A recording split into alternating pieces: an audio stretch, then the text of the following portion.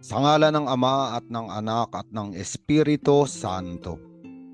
Panginoon, isugo mo ang iyong espiritu at pagpanibaguhin mo ang muka ng aming mundo.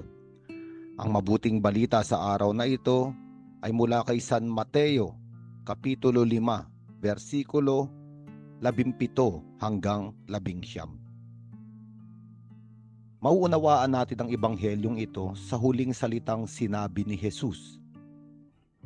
Ito ang kanyang mga salita.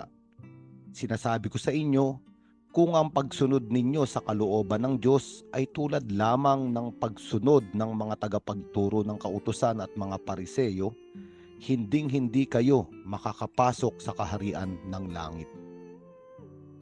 Sino ba ang mga pariseyo? Sino ang mga tagapagturo ng kautusan? Ito ang mga tao na alam lahat kahit sa kaliit-liitang bahagi at detalye ng mga utos ng Diyos. Sila ang nagpapaliwanag nito, sila ang nagbibigay interpretasyon. Ngunit sa mga ebanghelyo, paulit-ulit na binigyang diin ni Jesus ang katauhan ng mga pariseyo at tagapagturo ng kautusan. Sila ay ang mga taong alam lahat ang kahulugan ng kautusan ng kasulatan, ngunit hindi ito naisa sa buhay. Lumalabas sa kanilang mga bibig, ngunit hindi nakasulat sa kanilang mga puso. Nakikita sa panlabas nilang kaanyuan, sa panglabas nilang mga gawain, ngunit wala namang kahulugan sa kanilang espiritu. Kaya nga sinabi ni Jesucristo na hindi ako naparito upang ipawalang bisa ang kautusan at ang mga propeta. Naparito ako upang ganapin at tuparin ang mga ito. Sapagkat ipinaliwanag din ni Jesucristo na ang lahat ng kautusan ng Diyos ay maaaring lagumin sa dalawang utos. Mahalin mo ang Diyos ng buo mong isip, ng buo mong puso, ng buo mong kaluluwa at ng buo mong lakas.